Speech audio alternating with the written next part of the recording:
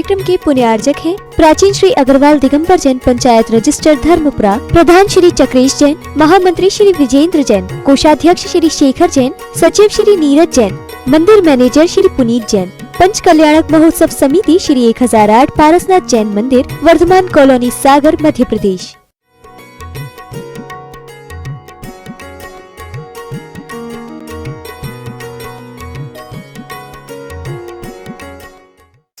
प्रभु से प्रार्थना है कि ही से हीन हो जगत यह, ही से हीन हो जगत यह, अभी हो या कभी भी हो, चाहे आज हो चाहे कभी भी हो, भी से भेंट सभी की हो। किससे हो? भी से भेंट सभी की हो। इस प्रकार ये ही शब्द और भी शब्द का सार किस पे लिखा गया? उस घड़े पर लिखा गया। अब अगली कविता और लिखी जा रही है, बहुत विचारणीय शब्द, बहुत अच्छे हैं। ये भी से भेंट हो, ये हुआ।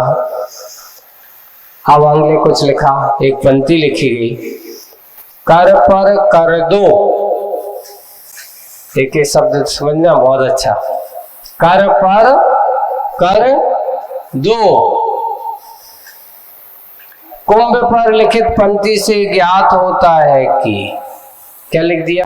कर, कर यानी हाथ, पर उसके ऊपर, कर हाथ पर हाथ क्या कर दो?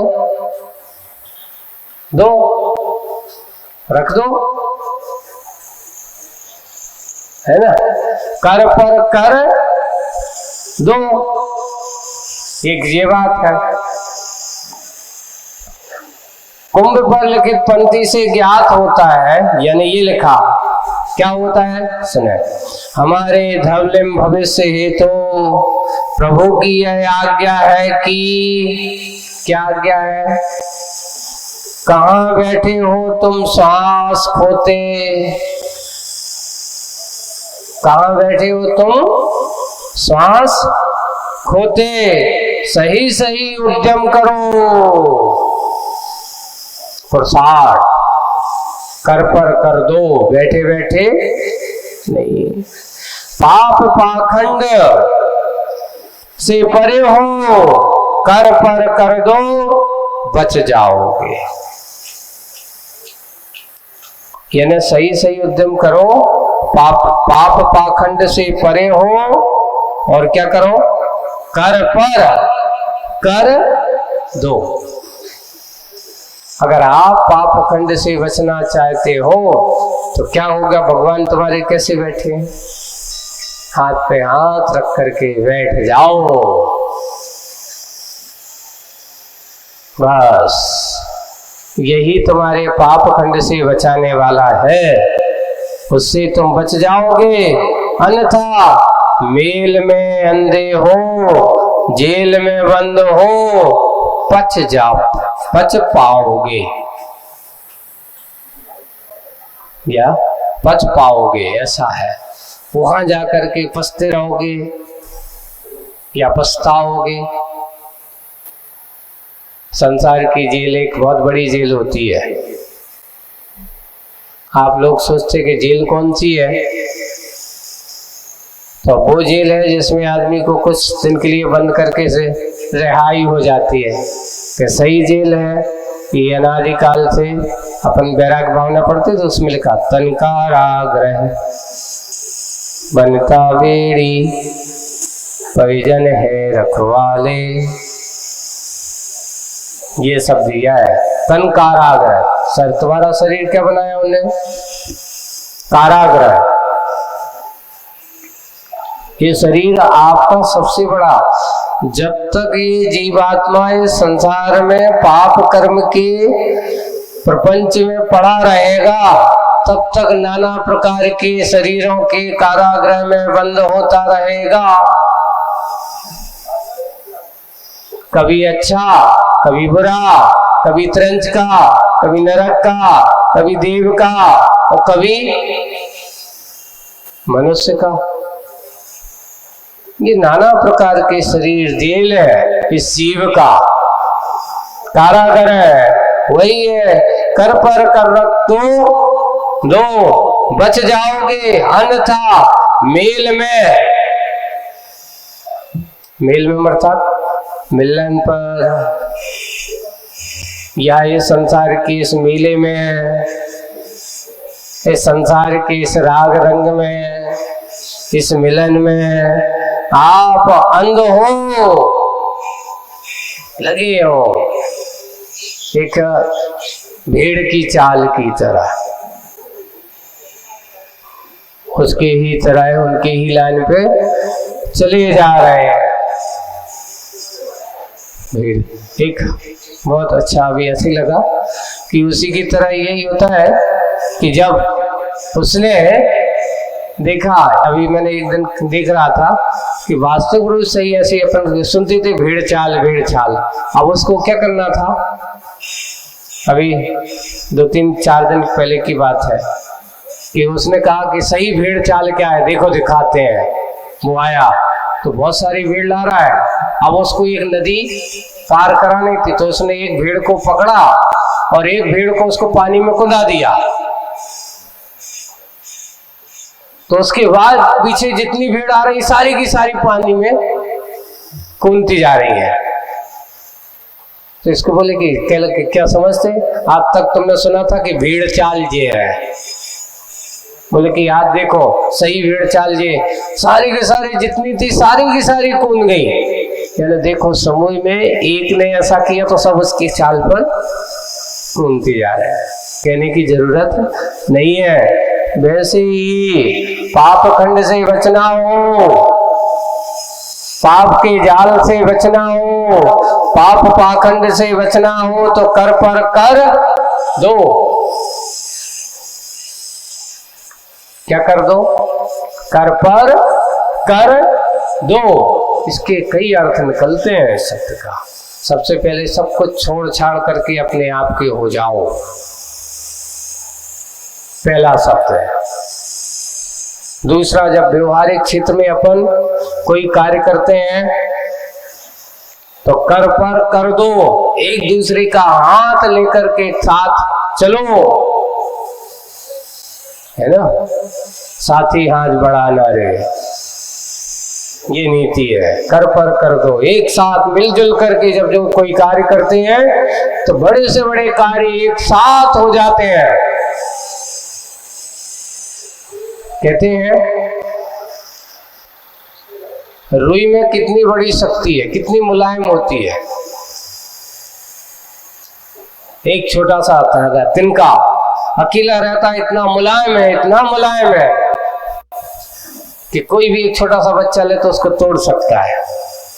लेकिन जब वे रुई के छोटे छोटे से धागे या उसके रुई के जो कहना चाहिए वो मिलकर के और धीरे धीरे बनते बनते एक एक छोटी छोटा धागा बनता है। वो धागा बन करके एक अनेक धागों को इकट्ठा करता चला जाता है और इकट्ठा करते करते एक बहुत बड़ी रस्सी बन जाती है। और जब बहुत बड़ी रस्सी बन जाती तो बड़े बड़े पत्थरों को उठाने की क्षमता उन रुई के धागों में होती है।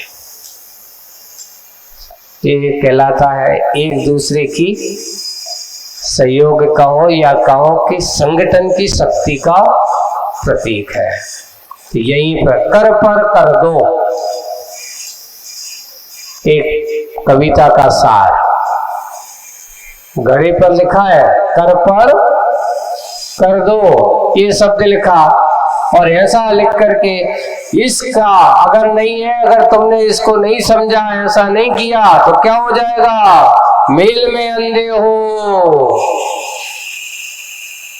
उसी प्रकार के उसमें अंधे होकर के लगे रहोगे, कहां पहुंच जाओगे? जेल में बंद हो पच पाओगे या पच जाओगे, वहीं जाकर के पच जाओगे। पूरा जीवन उसी में समाप्त हो जाएगा, कुछ भी हाथ लगने वाला नहीं है। और इस प्रकार करता है। आगे की बात और आती है। ये तो हो गया, एक कविता लिखी गई और दूसरी कविता लिखी जा रही है। मरहम बने, ये आचार्य जी का एक प्रवचन भी है, इसके ऊपर पूरा अच्छा। मरहम क्या बने? मरहम बने। ये 4 शब्दों की कविता भी मिलती है यहीं कुंभ पर। उसके बाद दूसरे नंबर पे एक कविता लिखी गई, मरहम बने। कितने 4 शब्द हो गए? मर 2, मरहम बने, ये 4 शब्द हैं। 4 शब्दों की कविता मिलती है यही कुंभ पर। इसका आशय यह है, यही हो सकता है कि कितना कठिनतम पाषाण जीवन रहा हमारा। कैसा रहा हमारा जीवन? कठोर, पाषाण के समान। कितना कठिनतम पाषाण जीवन रहा हमारा। कितने पथिक जन ठोकर खा गए इससे। रास्ते में जैसे पत्थर है ना, और जा करके पड़ा हुआ है, और पड़ा हुआ है तो कोई पथिक आया, उसके पैर में ठोकर लगी, लहूलुहान हो गया। ऐसे ही हमारे जीवन काल में हो सकता है, मेरे कारण से, किसी दूसरों के कारण से। कभी कभार ऐसी करकरता, कठोरता के कारण से किसी के शब्दों में, बोलने में, आचरण में ऐसा बोला, और बोल करके कितने लोगों को घायल किया, कितने लोगों को लहूलुहान किया, मैंने कितने लोगों को आघात पहुंचाया है। आज उसके बारे में हम कहा, कितना कठोरतम पाषाण जीवन रहा हमारा। कितने पथिक जन ठोकर खा गए, इससे रुक गए, गिर गए, पथ छोड़कर फिर गए कितने। भैया यहाँ से मत जाओ, रास्ता बहुत खराब है। ये गली, ये गांव से मत जाओ, यहाँ के लोग बहुत खराब है। ऐसा है। फिर कितने पथ छोड़कर कितने गए, फिर गए कितने, फिर कितने पद लहूलुहान हो गए, कितने गहरे घावदार बन गए वे। समुचित उपचार कहाँ हुआ उनका? जैसा उपचार होना चाहिए था वैसा उपचार कहाँ हुआ उनका? होता भी कैसे? पापी पाषाण से उपचार का विचार पर उभर इसमें आज उभरा, इसमें आज अर्थात तुम कहो कि उपचार, समुचित उपचार कहाँ हुआ उनका? होता भी कैसे? क्योंकि पापी पाषाण तो घायल करने वाला है, उपचार करने वाला नहीं है। लेकिन अगर वो पाषाण मुलायम हो जाए, पाषाण मुलायम हो जाए तो पाषाण से भी उपचार हो जाता है। लेकिन होना क्या चाहिए था? मरहम होना चाहिए। आपको एक बहुत अच्छा प्रसंग सुनाते हैं। ये बात होना चाहिए करीब करीब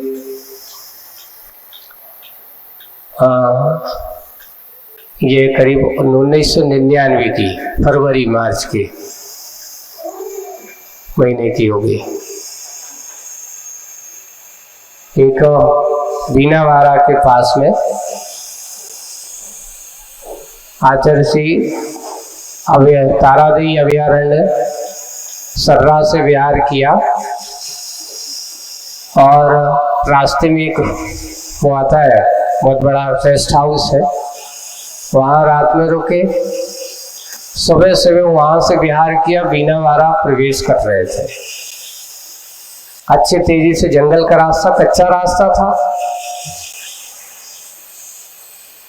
अब हुआ कि चलते चलते आचार्य जी के पैर में अचानक एक पत्थर आया हो, वहीं पर लगा हुआ था, उपटा लगा और अंगूठा का पूरी की पूरा आगे का हिस्सा घायल हो गया, यहाँ तक कि खून बहने लगा, चमड़ी निकल गई, वहां की खून की धार लग गई। अब सब हम लोग बैठे, क्या करे होते कुछ समझ में, अब जंगल में तो कहाँ कुछ है, क्या करें कैसे करें। वहीं एक बकरियां चरा रहा था एक व्यक्ति, देखिए आप,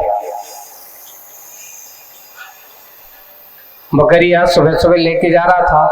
वो आया कि क्या हो गया बाबा जी? बोले कि वो पट्टा, भैया वो पट्टा लग गया, खून हो गया, बहुत खून निकल रहा है। 2 मिनट रुको महाराज, अब भी बताते हैं, अब भी आपका खून बंद में हो जाएगा। उसने वहीं से जो पत्थर था जो ही लगा था, और वहीं एक छोटा सा पत्थर उठाया, अच्छा जोर से पीसा,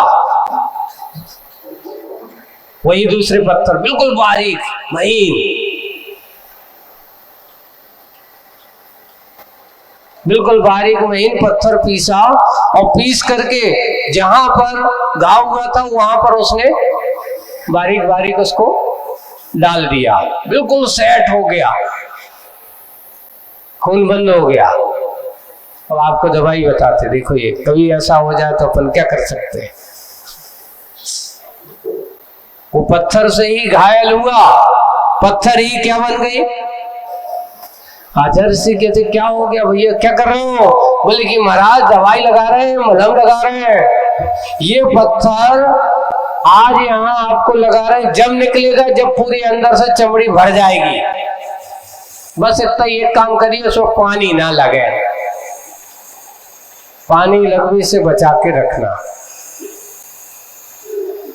और पानी लगे ना पके ना, बस ये आपका घाव देखते हैं 4-5 दिन तक बिल्कुल पत्थर पूरा अंगूठे में ऐसा सेट रहा, प्लास्टर जैसा हो गया पूरा उतना।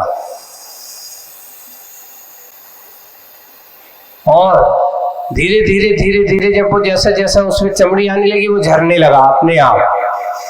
आदर्शी कहते देखो, जिसने घायल किया उसी से दवा मिली। आज तक अपन सोचते थे, कभी सोचा अपन ने ऐसा?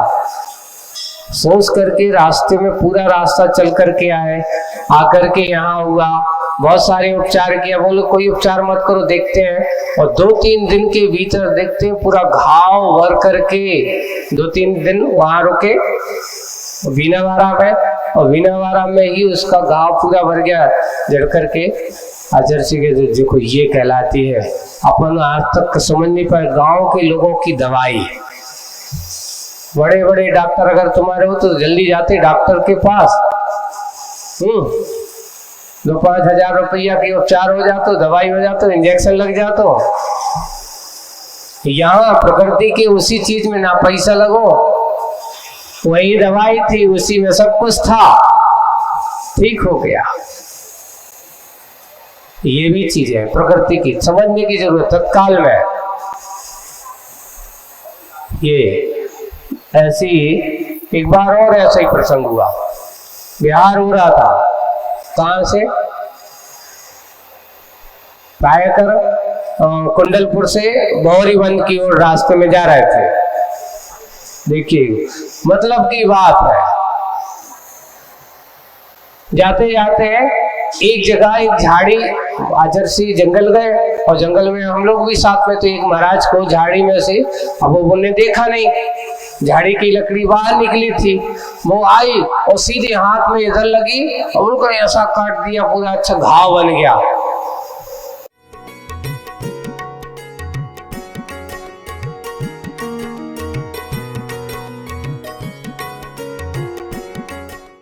इस कार्यक्रम के पुण्यार्जक थे प्राचीन श्री अग्रवाल दिगंबर जैन पंचायत रजिस्टर धर्मपुरा, प्रधान श्री चक्रेश जैन, महामंत्री श्री विजेंद्र जैन, कोषाध्यक्ष श्री शेखर जैन, सचिव श्री नीरज जैन, मंदिर मैनेजर श्री पुनीत जैन, पंच कल्याणक महोत्सव समिति श्री 1008 पारसनाथ जैन मंदिर, वर्धमान कॉलोनी, सागर, मध्य प्रदेश।